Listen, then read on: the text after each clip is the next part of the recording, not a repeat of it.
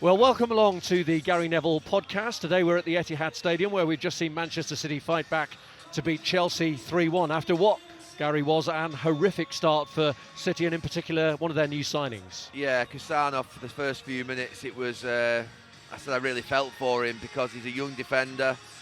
Most defenders, 90% of us, 95% of us play our careers not really enjoying it that much.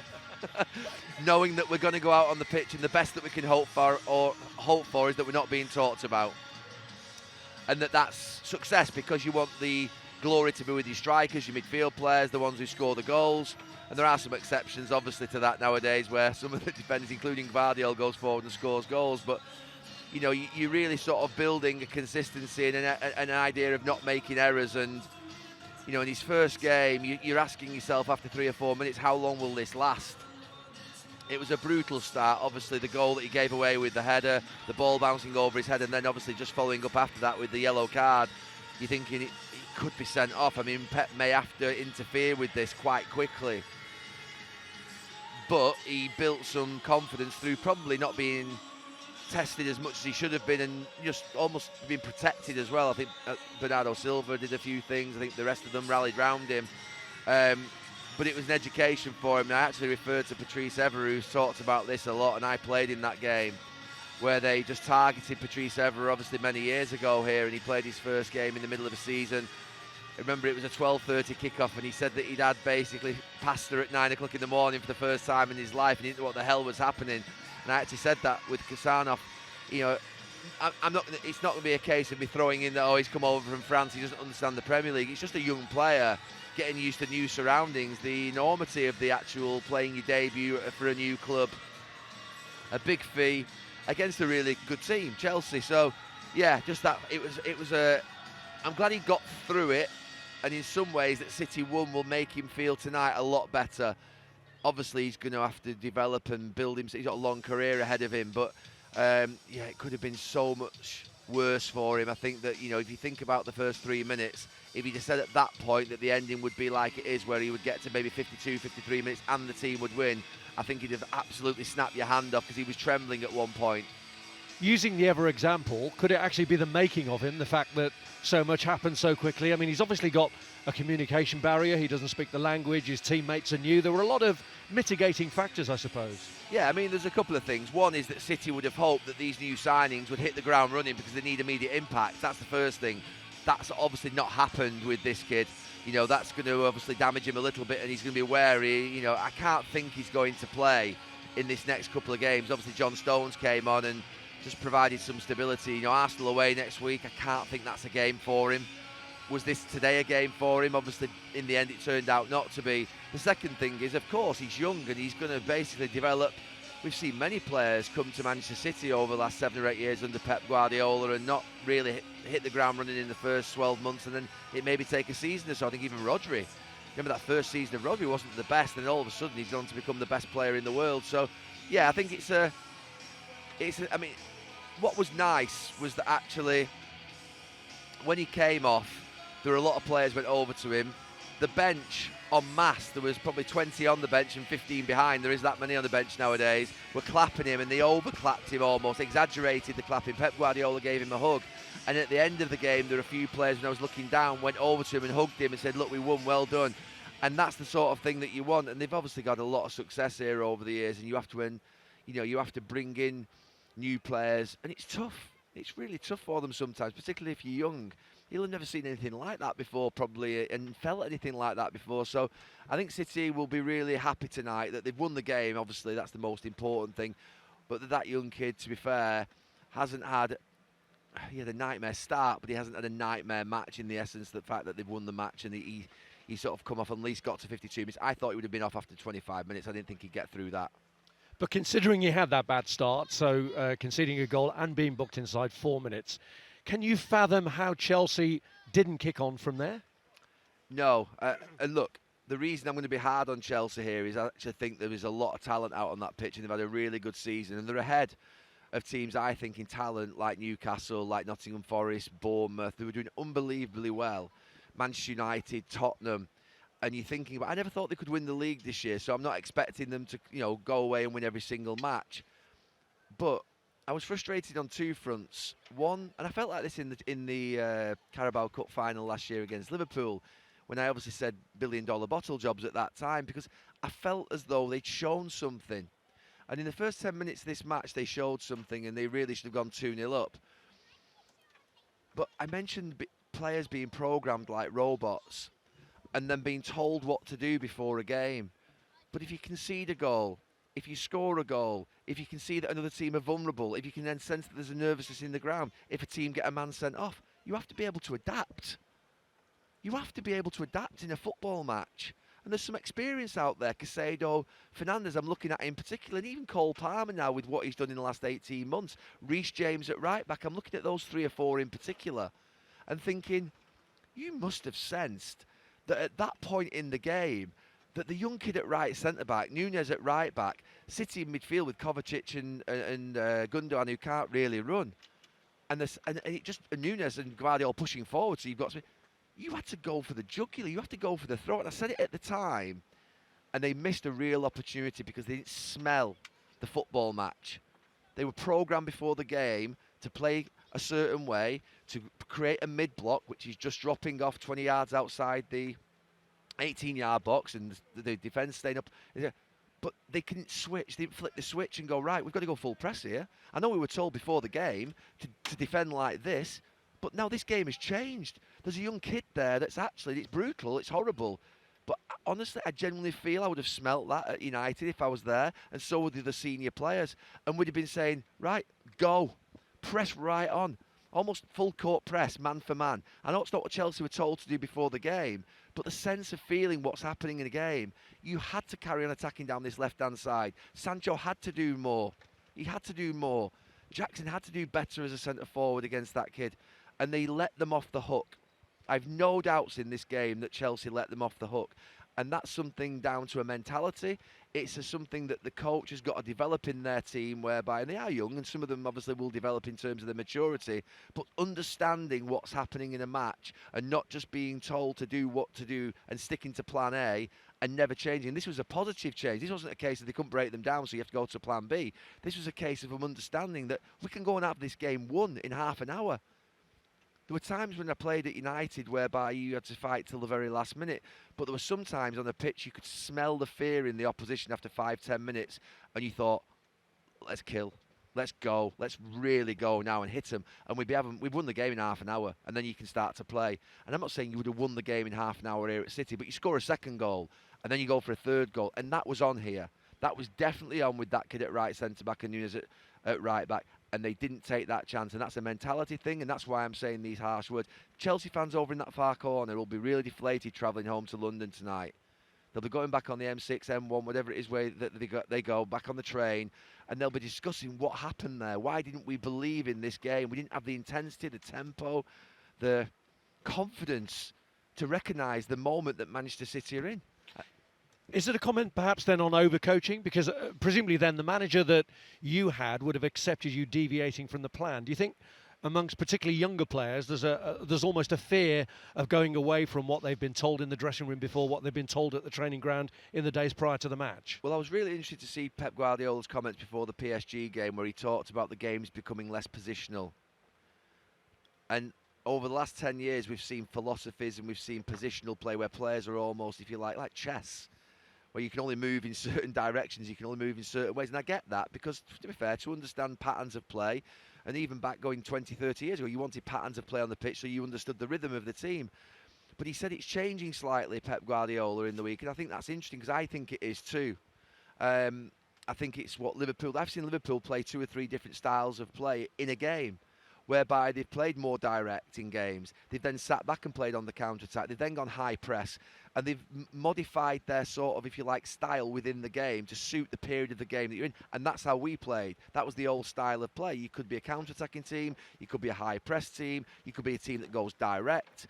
And you could be a team that played possession football if you were winning and 2-3-0 up. And then you say, right, let's control the game.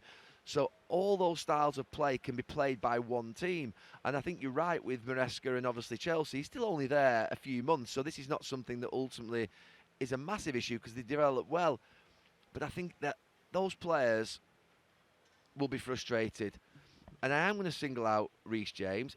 I think he should have gone forward more because you take risks in that period in the game and go punch for punch. I think Cole Palmer, I want to say something about Cole Palmer. He was talking to Pep Guardiola on the pitch right at the end of the game, and he was smiling with him. And he was, Pep Guardiola does that. Cole, you're being played. You're being played here. He didn't do enough out on that pitch in the second half, and he's an amazing player, absolutely brilliant. But you know something, those Chelsea fans that have travelled up today, 3,000 or 4,000 over in that far corner, they wanted better than that. They don't really want to see you conversing with the opposition manager and smiling at the end of the game. And I'm not being old school here, but there's something about that. I thought, Pep Guardiola's playing you here. I know he's had him, but he didn't play him here, and he sold him. So he should have ignored the overtures and just headed straight back to the dressing room. Look, having a conversation inside, I'm not against that. Obviously, he's played for the manager, but I just felt at the end that there's something about it I didn't feel was right from a Cole Palmer perspective. I know why Pep Guardiola's done it. That's what Pep Guardiola does. But I wouldn't. If I'd lost 3-1 away from home and I've been as disappointed as I have, and Cole Palmer, I expected more from him in the second half. And I expected more from the two central midfield players. Let's be clear, Kovacic and Gundogan, both excellent players, but they're not really a pair that you would expect to take on a £200 million partnership of Caicedo and Enzo Fernandez.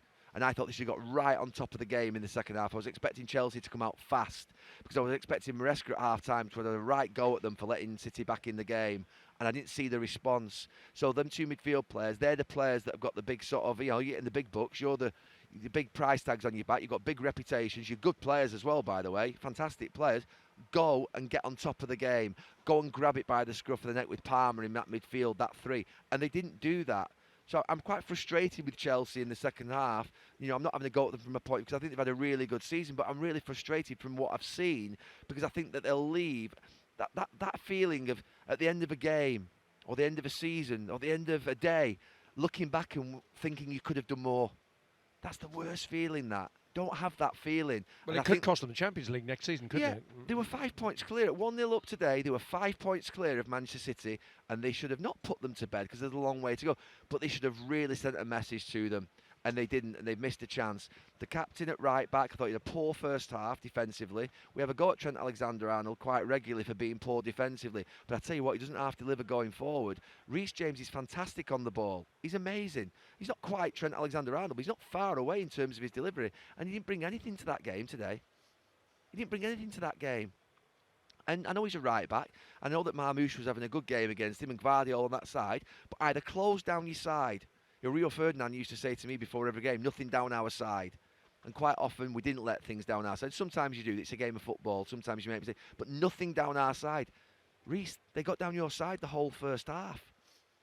And, by the way, on top of that, you didn't go forward at all, really, to support Madueke and go and basically put those wicked crosses in to put pressure on City's defence. Imagine him putting crosses into that box onto Kasanov at that back post with Nunes. City's right centre-back and right-back didn't have a cross to field from Reece James. And they should have had lots of crosses from Reece James to field. So I think Chelsea today will be very, very disappointed. And I use the word deflated. That's the word I would use if I was a Chelsea fan.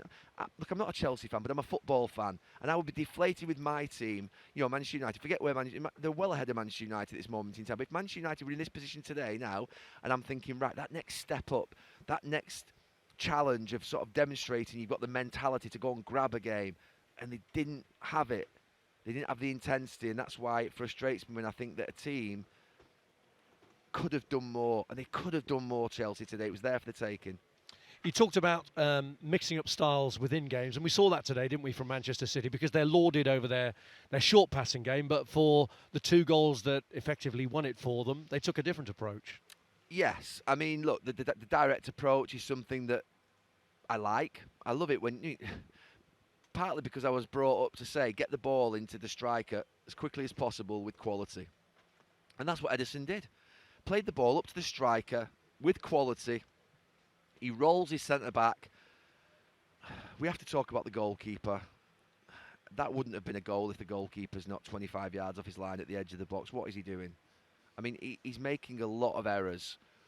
And I remember a few years ago, and I've spoke about this in the last couple of weeks, I was quite tough on Karius at Liverpool when he was coming through and he was making errors. And Liverpool were a team that I thought were growing to a point where they could win a title. And they wouldn't have won a title with Karius in net because he was making too many errors. It's a really important position, obviously. And I think Chelsea at this point in time are going to have to look at their goalkeepers. It's obvious because he's making far too many errors. He's week in, week out. He gets away with them some weeks, but today he hasn't got away with it, and it was a mini turning point in the game. But Haaland was strong. He was ferocious. He was battled Chalobah in that channel, and he finished it. He took the finish. And then the third one was a classic. Niall Quinn.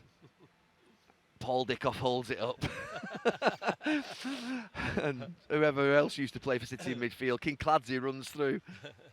It was a goal that you might have seen at Main Road 15, 20 years ago, and that you wouldn't see too often under Pep Guardiola. But De Bruyne flicks it on, Haaland holds it up, and Foden runs through. And something, honestly, I think for City, with Marmoush now as well, if you think that Marmoush, De Bruyne, Foden and Haaland, Bernardo Silva we'll talk about shortly because I think he's absolutely amazing, but they'll be a real threat going forward. Obviously De Bruyne's, I think, coming into the latter part of his career here, but the other three have got many, many years in front of them, and Marmoush for me today demonstrated, I thought City need that. You see quite often Doku and Grealish get the ball on this left-hand side, they want it to feet, Doku then dribbles, Grealish more manoeuvres into and manipulates the position to try and get a cross or a pass into the box. This kid runs without the ball. The most dangerous players that I played against weren't the players that got the ball to feet and tried to dribble past me. That's one of the hardest things to do. The players that I feared playing against were the ones that ran behind me quickly without the ball, either outside me or through the middle in between me and my centre-back. That was the run that always used to hurt me, because I used to think, when do I pass on to Rio? When do I let him go and play him offside? Also, if I run in there, somebody's made the run out on the outside. So it really does cause a problem. He will be a threat for City and a real addition to their attack, and they've needed something like that. So, I think he'll do well at one game in. But the signs were good, is what I'm saying about Marmoush. So today was a really good game for City. I think he'll be really proud, Pep Guardiola. I know he's had so much success, but this is a tough moment in his career, one of the toughest, and he'll know that he needs to build it back up one step at a time. And there was a big step today, because they end up today in 4th place. And that will lift them ahead of the week that they've got coming up. Yeah, they needed it, didn't they, ahead of the Bruges game? I mean, it's a big question to ask on the basis of one performance, but do you think the signs are that they are back? No, I think it's too early to say that. I mean, the City fans in the ground know they're not back yet, because there was an anxiety and nervousness, and at times they were really wary. The team were wary on the pitch and off the pitch, even at 2-1. Until they got the 3rd goal, there was no comfort in this stadium. So no, I think it's too early for that. But one thing you're not going to do is keep Pep Guardiola down. I mean, he is a Sir Alex Ferguson. Sir Alex Ferguson had 1 year, 2 years at times without titles, but they're great managers. They're the greatest of all time, and you can't keep them down. So you know that he'll build a team back up again. That's why the others have to profit now. That's why if you're Chelsea, you know that City are going to be better next season. So you come here now. And I get it, you've had, these players have probably played against City a number of times and had really difficult experiences. So when you come here, your experiences from the past sometimes can cloud your mind and, make you feel like it's going to be like it was before, and you don't really believe that it's changed. And it took Chelsea sort of like probably 5-10 minutes to and then they sort of didn't realise. They never realised that this was a different game, a different City, a different mentality of team that they were playing against. So no, I don't think they're back, but it's a good day for them, and they've got Bruges and they've got Arsenal later on in the week. And look, they're going to be 2 very difficult games, and we could be sat here next Sunday talking after the Arsenal game where City have been beaten. It wouldn't surprise me if they did. But this is a good day for them, because I think top 4 is important. You said we talk about Silva, so let's do that. You mean you awarded your player of the match to Josko Gvardiol, but was Silva close? He was close, yeah, because I thought actually there were a couple of times in the game where he demonstrated what a good colleague and teammate he is by getting back once. I think when Kasanov got nutmegged off Cole Palmer, I felt he just dropped in at the right times and played deep enough, one, to get on the ball, but also to beef up that midfield with Gundogan and Kovacic. So I think he played almost like the unselfish role today in the team that was required, and I think that's what he's been for a number of years. He's been Pep's go-to man in terms of filling in at any position. I think even at left back once at Notts Forest away, when or for a period when he played left wing back or left back for about 5 or 6 games. So no, he's an amazing player, and today he had a really good game. And I think he's one of those players who's a player's player, but he's also I think fans from every club will admire him and recognise what a fantastic talent he is. couple of other notable results today. I mean, City have got Arsenal next, and they showed plenty of character to get through at Wolves. In the end, both teams had a player sent off, although Arsenal lost their man first. So to come through that, a big test for them today? It was a big test. I mean, we've not seen the game, have we? So we're not quite sure. I've just seen Ian Wright kicking off on social media about the Lewis Skelly sending off. So it must be wrong then. It must be wrong. They have a what's the word? They have like every week there is some sort of like crisis with a decision or a referee with Arsenal, but I think it's a big result for them. I definitely do. I mean, they're in the realms of hanging on to Liverpool's coattails and trying to sort of keep them within distance, so that if Liverpool do sort of make a mistake at a certain point and lose a couple of matches, then they're there, and that's going to be tough for them. They've got a big game next week against City, but it was important that they did win today, and there have been times this season where they've gone down to 10 men and they haven't won. So I think that's the most important thing, that demonstrating that character. Just saw, it was obviously in our programme, Declan Rice walking off the pitch with his top off and smiling, and yeah, I think important victory for Arsenal. And everybody was talking about Nottingham Forest, but today, wow, they're talking about Bournemouth, aren't they? What an incredible win. Incredible. I mean, that's absolutely incredible. We could be talking, I mean, what's the greatest achievement so far this season, what Nottingham Forest are doing or what Bournemouth are doing. The manager's fantastic. He's done a great job. Kluivert's on fire.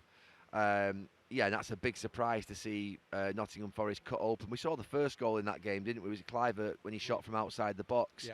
I think it was Aina, the Nottingham Forest fullback. He'd taken it a long way as well, though, yeah, I Mm-hmm. couldn't understand why he kept dropping off. I was thinking, surely you've just got to stop and go out to the ball and get to him, because it was obvious what was coming. And you know, if he hits it from that distance, they'll stay hit. So what a brilliant day for Bournemouth.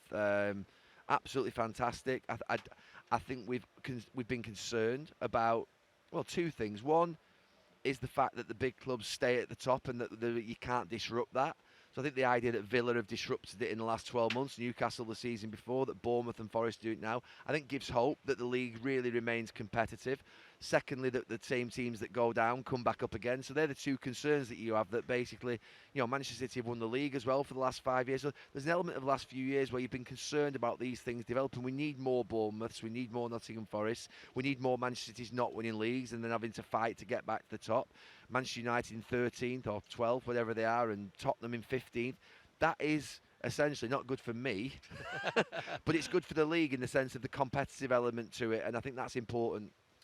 A couple of other things before we close this podcast. It's the first one we've done since the passing of Denis Law, and there was a nice tribute to him here today as well.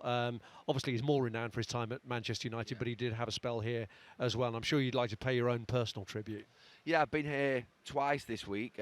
Was here for the WSL game on Sunday evening against Manchester United, where they paid tribute to Denis Law and to Tony Buck. And just quickly mention Tony Buck. I didn't know Tony Buck, but I just know from when I was growing up and playing for Manchester United that Tony Buck was a constant at this club.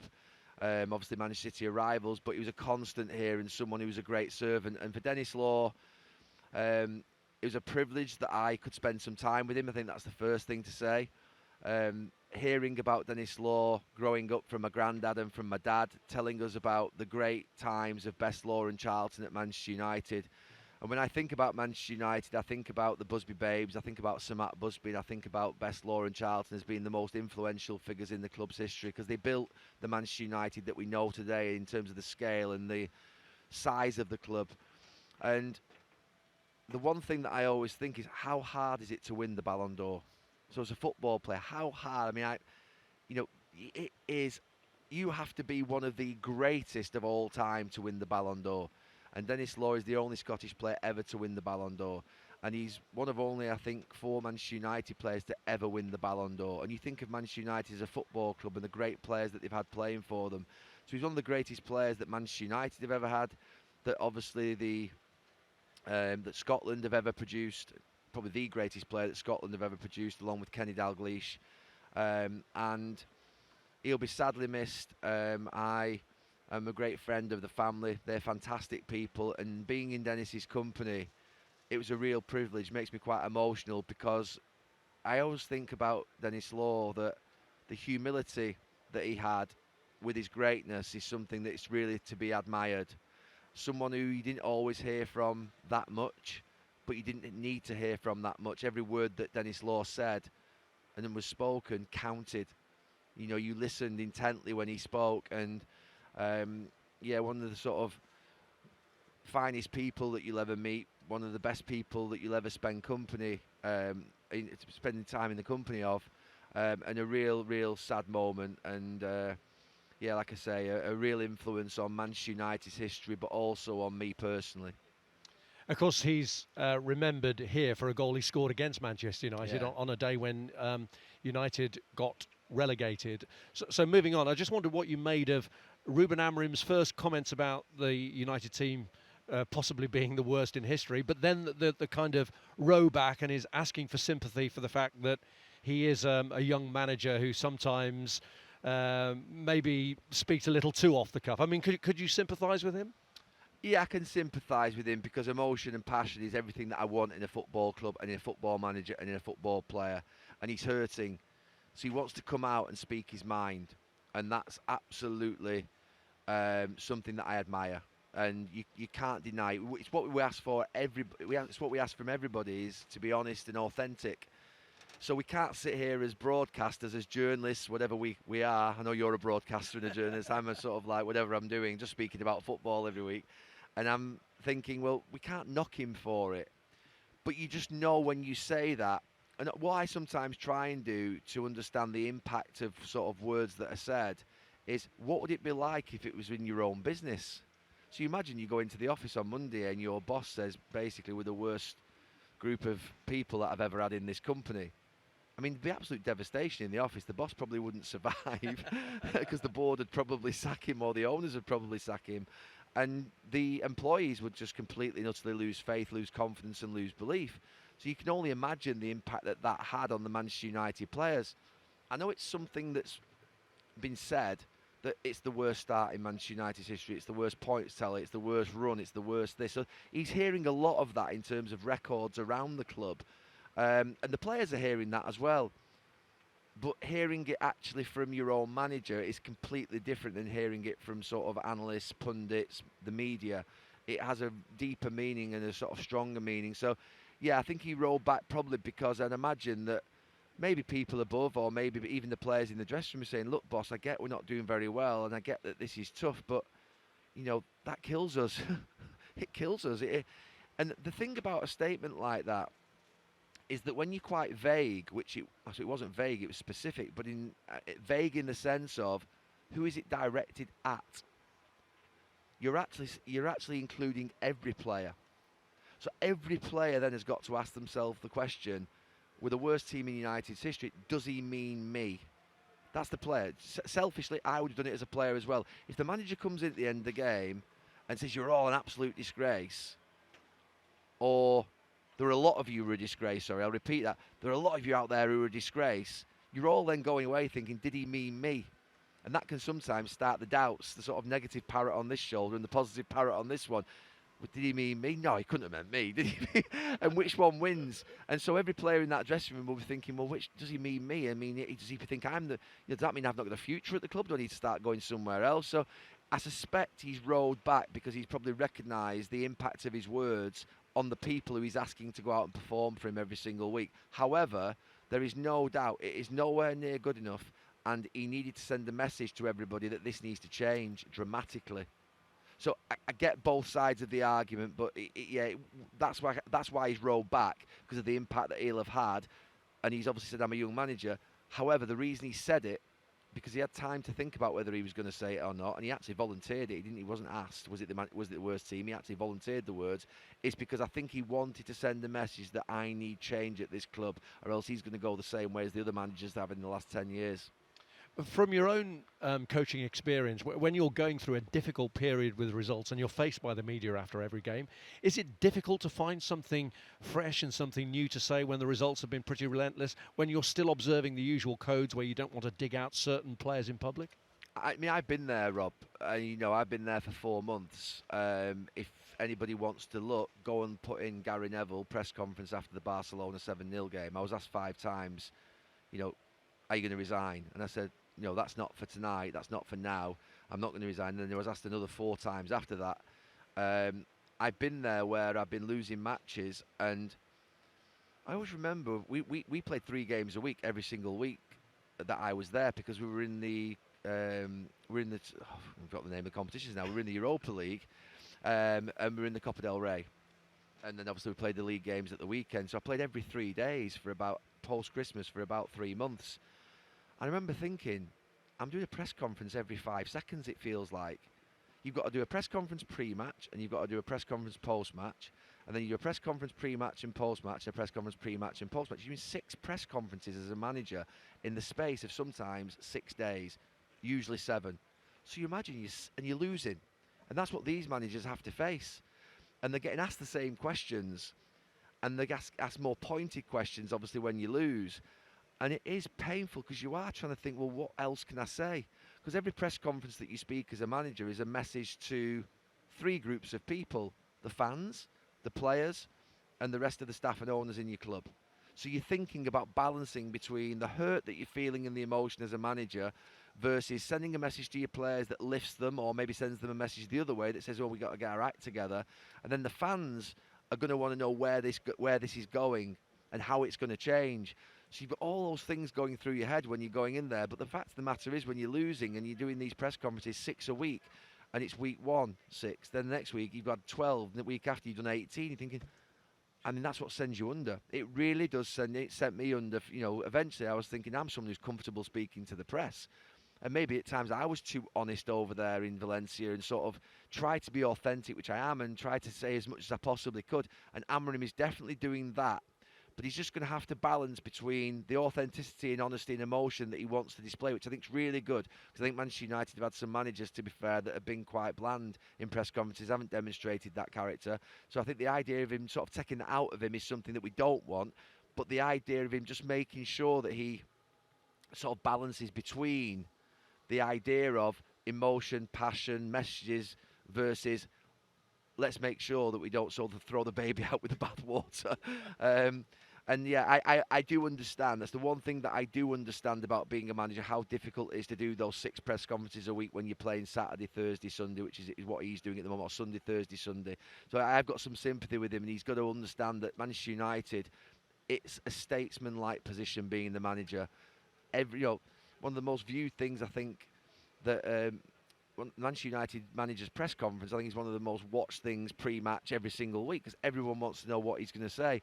And he's got to understand the size of the club and the scale of the club that he's at is completely different than where he's been before. And every word, forget the words that he used last week, but every word is going to be scrutinised and sort of looked at in a very, very detailed way. Des Lynam says there's only one saviour for Manchester United. And who is it? It's Gary Neville. I love Des Lynam. So I met Des Lynam first in 2002. My first ever pundit gig, not many will remember it, was 23 years ago, and I broke my foot before the World Cup in Japan and South Korea. And ITV asked me to go on and be a pundit on ITV, and I had the most incredible time. It was the moment that I recognised I wanted to go into punditry because of the people that I was actually surrounded by.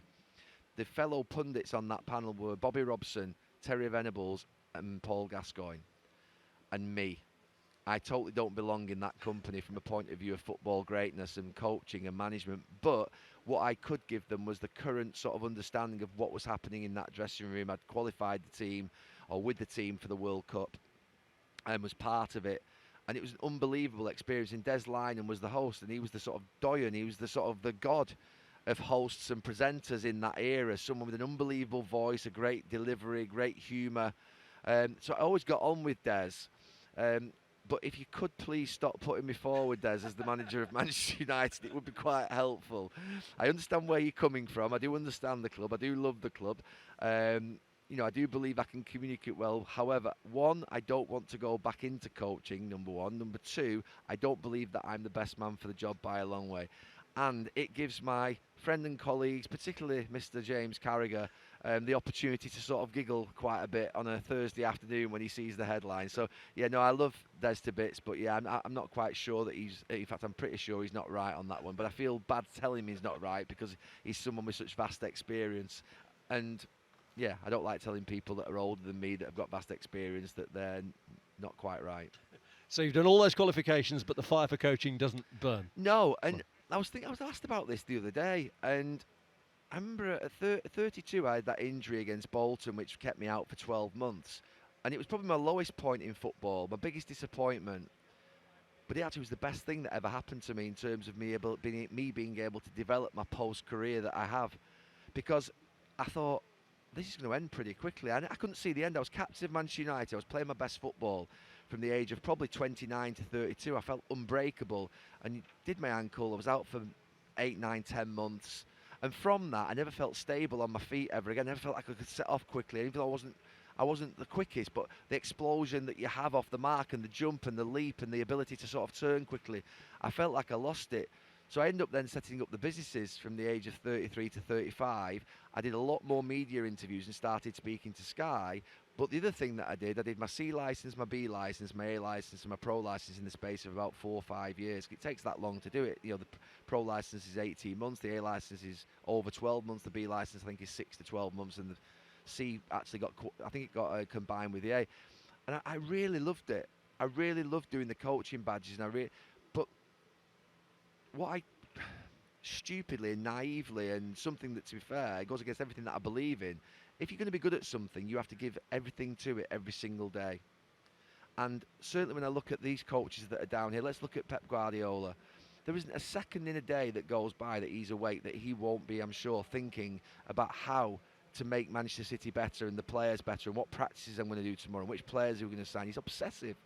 And the idea that you can think about it, even as much as I loved it, but I did it. And I explored at the end of my career the idea that I would follow these 3 paths. But I decided that, to be fair, that I wasn't going to follow the route of management well before Valencia. And I've said this, you know, I was contacted by Newcastle, by Sunderland, by Middlesbrough, by a couple of other clubs. And I said no, I turned down the meeting. I was really emphatic. No was something that, to be fair, Roy Keane, no is a sentence. He taught us that in the dressing room at Manchester United. No is a sentence. And I remember saying it's no. But obviously Peter is someone who was a big influence and mentor in my life and loved him to bits. I knew that he wanted me to go over to Valencia, so I said yes. And I wouldn't do it again because I didn't want to do it before. But when I went over, I wanted to really do well. And you know, you never know. I mean, maybe a few more wins, and I know that ultimately it didn't happen by a long shot. But, you know, your path can sometimes sort of go in a different direction. And, yeah, it is what it is. But, no, definitely not. And certainly, if I was going back into management, which I never will go back into management, I'm not leaving the door open here at all. I don't think it would be at Manchester United. Sorry, Des. Sorry, Des. I'm really sorry. So we've got you for a few more podcasts yet, anyway. A few more podcasts, yeah, that's what we'll do. We'll do some more Gary Neville podcasts rather than sort of decide to go and coach Manchester United. Let's let Ruben Amorim have 2 or 3 years, and hopefully he can settle his team down, get the players that he needs to obviously fit within his system that he's playing, because he's not going to change the system. We know that now. And that United, you know, in some ways, the idea that he started off really badly in terms of results might not be a bad thing. Because the worst thing that maybe could have happened is him starting off quite well. The immediate impact is good, and then all of a sudden you think, oh, maybe we don't, you know, maybe this is okay, and we don't need to change as much as we need to change. What he said last week about being the worst team is, he believes that, by the way, that they are the worst team, and that there needs to be absolute drastic change. The problem is, I'm not quite sure how quick that's going to happen with the financial restraints that restrictions that Manchester United have at this moment in time with PSR. Well, thanks everyone for joining us on this podcast. Big week ahead. Gary's going to lie down in a darkened room now ahead of Arsenal Manchester City. No, it's not about. Do you know something? I can't even get to Arsenal Manchester City next weekend. All I can think about is the fact that, one, I've got a day off tomorrow, which is unusual on a Sunday. But actually, at the end of your Sunday, what do you need on a Sunday night at 7 o'clock? Manchester United are playing away at Fulham, and you're thinking, come on, lads. Give me a little glimmer of hope whilst I'm having a glass of red wine tomorrow night. But anyway, let's see what happens. Hopefully they'll play well. Thanks, Gary. Thank you.